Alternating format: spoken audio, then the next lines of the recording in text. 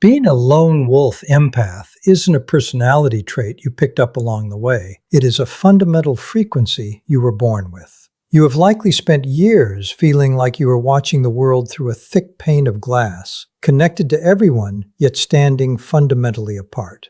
Most people move through life following a script they were handed by society, school, and their peers. You, however, have always felt a quiet, persistent pull to do things differently.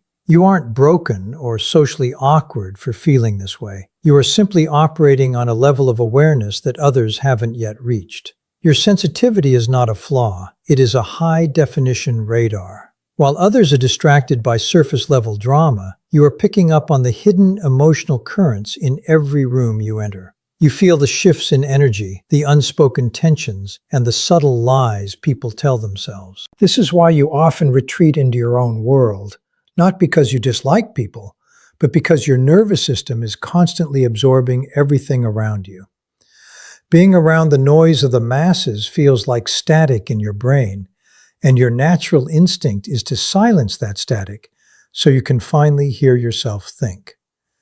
This is exactly why you've been labeled a loner, but there's a massive difference between being lonely and being a lone wolf. A lonely person feels a lack of something. They feel like they're missing a piece of the puzzle because they aren't surrounded by others. A lone wolf empath feels the opposite. You have realized that your greatest source of power is not found in a crowd, but in the clarity of solitude. You have discovered that when you take the time to step away, you aren't leaving life behind. You are finally coming home to yourself. The problem for most empaths is that they try to force themselves to fit into a mold that was never designed for them. They drain their energy trying to please others, seeking validation, and wondering why they feel so exhausted by human connection. If you are tired of playing the part you were assigned, you have to realize that you don't need permission to exit the stage. You are here to carve your own path. If you are finally ready to stop being the victim of your own empathy, to stop apologizing for your need for space, and to start mastering the gift you were given, then you are in the right place. We are about to break down the code that you've always known in your heart, but could never quite put into words. Rule 1. The power of sacred silence. Silence is not just the absence of noise, it is your most effective survival tool in a world that never stops talking. You have likely noticed that whenever you share your dreams, your progress, or your deepest insights with the wrong people, that light seems to dim almost immediately. This happens because most people are not looking to celebrate you, they are looking to project their own insecurities, doubts, or competitive energy onto you. By keeping your cards close to your chest, you are not acting out of secrecy or suspicion. You are acting out of necessity. You have learned that your energy is a finite resource, and it is far too valuable to be wasted on people who lack the capacity to appreciate your depth. When you choose to stay silent, you are actively protecting your nervous system from unnecessary chaos. Every time you engage in meaningless small talk, you are essentially opening your boundaries and allowing external, often discordant energy to flood your space. You don't need to fill the silence to make others feel comfortable. In fact, you have realized that the compulsion to keep the conversation going is often just a mask for social anxiety or a need for external validation. As a lone wolf empath, you prefer the clarity of your own thoughts over the clutter of someone else's opinions.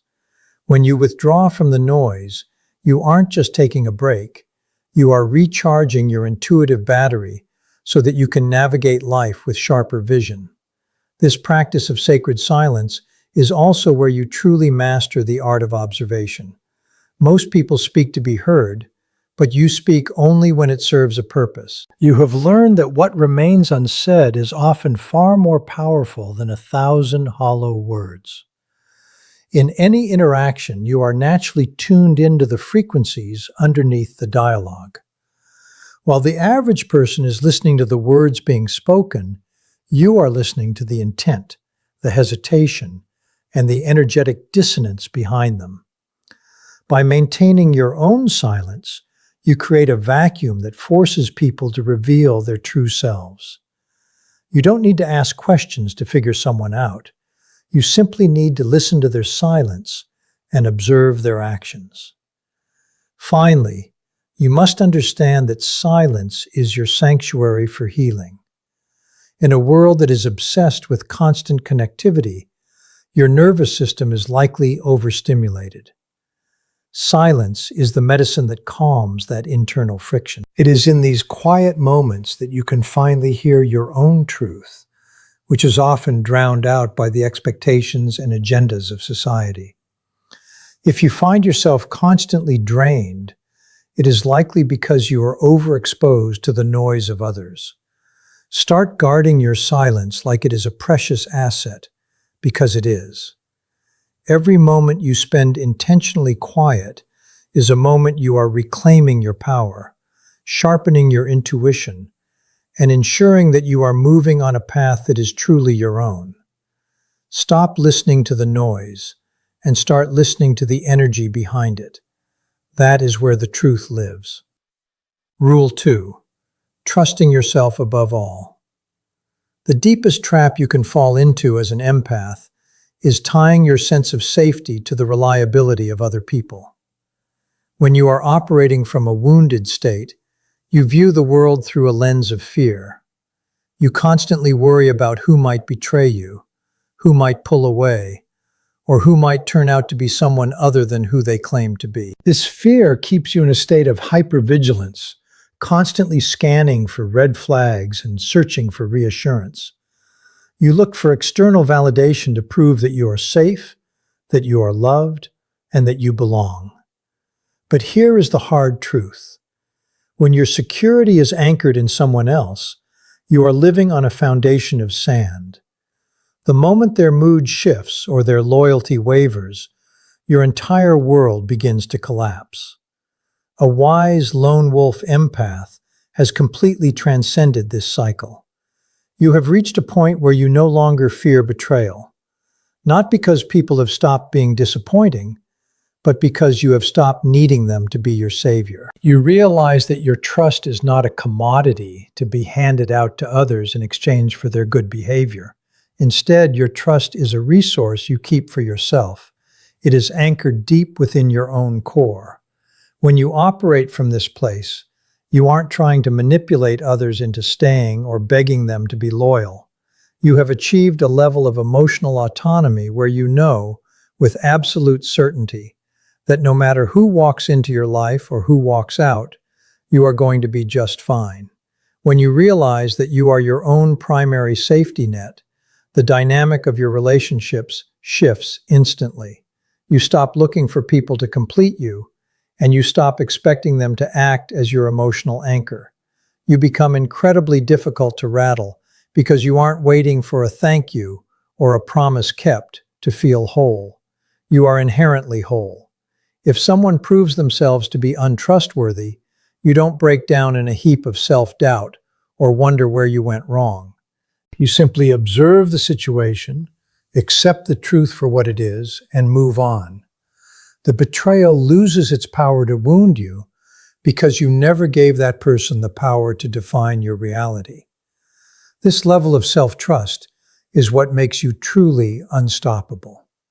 You stop being a people pleaser because you no longer fear the outcome of being yourself. You don't need to force anyone to stay in your life to prove your worth. You are already loyal to your own values, your own path, and your own growth. When you stop chasing loyalty from the outside, you suddenly attract people who respect your boundaries and honor your frequency. But even if you don't, it changes nothing. You are the captain of your ship, the architect of your peace, and the only person who can truly guarantee your well-being. By deciding that you are the only person you absolutely need to trust, you have effectively removed the shackles that kept you stuck in the cycle of toxic dependency. Rule 3. Freedom over conformity. The era of living your life for the approval of others is officially over.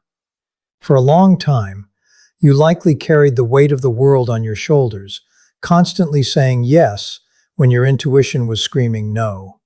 You performed for friends, colleagues, and family, exhausting yourself just to keep the peace or avoid the discomfort of confrontation. You were essentially acting out a script written by everyone except you. But the moment you stepped into your power as a lone wolf empath, you realized that being nice at the expense of your own spirit is a form of self-betrayal. You stopped seeking permission to exist. And in doing so, you finally gave yourself the permission to be truly free. This freedom is not just an idea. It is a hard boundary that you enforce every single day.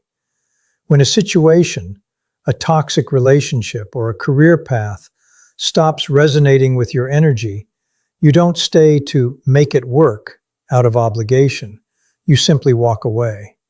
You have reached a level of maturity where you no longer feel the need to provide a detailed explanation or a formal justification for your choices. You've learned that your peace is more important than someone else's understanding of you. If people are confused by your sudden departures or your firm boundaries, that is their burden to carry, not yours.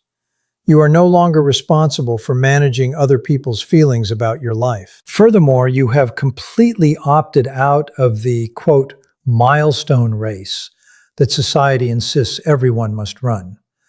You aren't rushing to get married, climb a corporate ladder, or hit specific age-related goals just because the world tells you that's what success looks like. You understand that your path is unique and your growth is nonlinear. Operating on your own timeline is the ultimate act of rebellion. While others are frantic, stressed, and burned out trying to keep pace with a culture that values speed over substance, you are moving at the frequency of your own soul. You've realized that arriving at a destination that doesn't feel like yours is a wasted journey, no matter how much praise you get from the outside world. Ultimately, you have reached a place where you would rather stand entirely alone in your truth than sit in a crowded room full of people who don't understand your vibration. That kind of loneliness is actually a luxury. It is the clarity of knowing that you aren't pretending to be someone you aren't, just to stay in the loop. When you prioritize freedom over conformity, you naturally thin out your circle, leaving only the people who are actually meant to be there. You are no longer interested in being the life of the party. You are interested in being the life of your own purpose. By letting go of the need to fit in, you have finally made the space to stand out, and that is where your real influence begins. Rule 4. Alone does not mean lonely. There is a monumental difference between being alone and being lonely, and mastering this distinction is the final frontier for the lone wolf empath. If you still find yourself feeling a hollow, aching sense of loneliness when you are by yourself, it is a clear sign that you are still operating from a place of unhealed wounding. When you are wounded, solitude feels like a punishment or a void that needs to be filled with the presence of others. You might turn on the TV, scroll through social media, or reach out to people you don't even like just to escape the silence. But this is not true solitude. This is just a frantic attempt to distract yourself from the parts of your own heart that you haven't yet learned to love. A true lone wolf empath does not just tolerate solitude, they thrive in it. You have reached a state of being where you no longer view isolation as a coping mechanism or a place to hide from the world. Instead, you have transformed it into your primary source of strength and renewal. You understand that your energy is like a garden. It requires consistent tending, and it cannot flourish if it is constantly trampled by the needs, agendas, and vibrations of other people. In your solitude, you are not suffering from a lack of connection. You are enjoying the luxury of an uninterrupted connection with yourself. This is where your intuition sharpens, your nervous system resets, and your sense of purpose becomes crystal clear. You have finally come to terms with your calling, and you realize that your path requires a level of focus that is impossible to maintain in a group setting. You are no longer looking for someone else to come along and provide the missing piece to your puzzle, because you have realized that you were never missing anything at all. You enjoy your own company because the person you are becoming, the one who is honest, brave, and deeply connected to their own truth, is the best company you could possibly ask for. You are no longer bored with yourself because your inner world is vast, complex, and constantly evolving.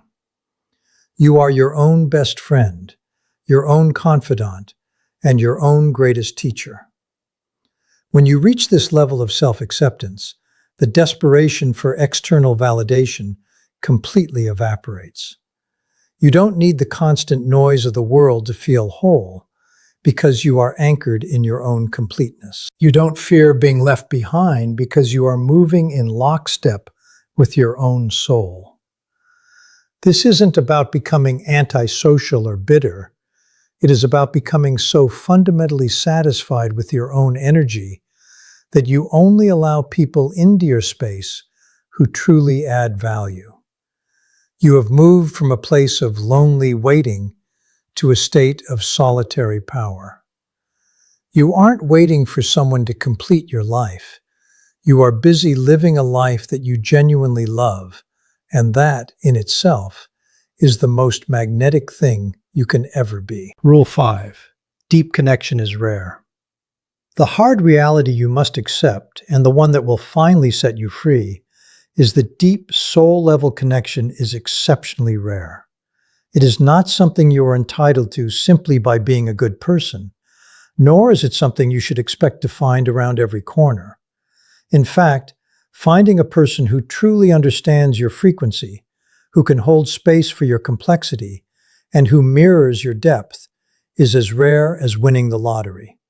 You might go through long, quiet seasons of your life without finding that kind of resonance in another person, and for a long time, you probably viewed this as a failure.